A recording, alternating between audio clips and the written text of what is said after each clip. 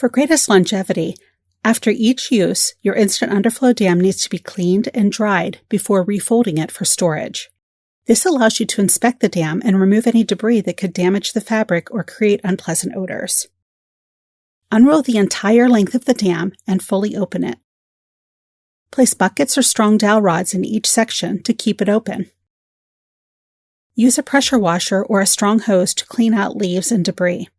Be sure to remove dirt and debris from the hook and loop joints so that they will remain functional for future uses. Keep the buckets or dowel rods in the berm to allow air to circulate and fully dry out the dam.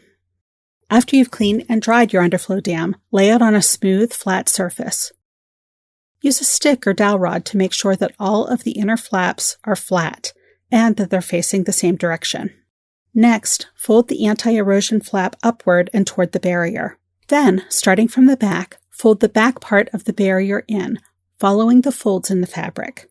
Now, fold in the front of the barrier, following the folds in the fabric again. Finish folding by laying the front flap over the stack that you've just made. Next, roll up the dam, beginning at the end opposite of the pictogram and instructions, and secure the hook and loop closures.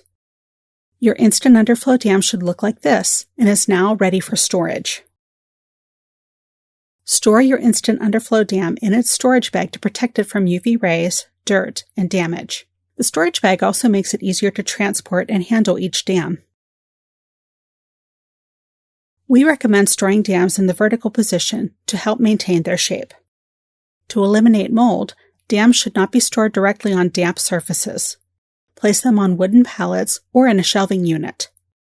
Maintaining your instant underflow dam helps to ensure that it will continue to provide years of service. Download the user guide for our instant underflow dam so that you'll always have product specifications, chemical resistance information, and instructions handy.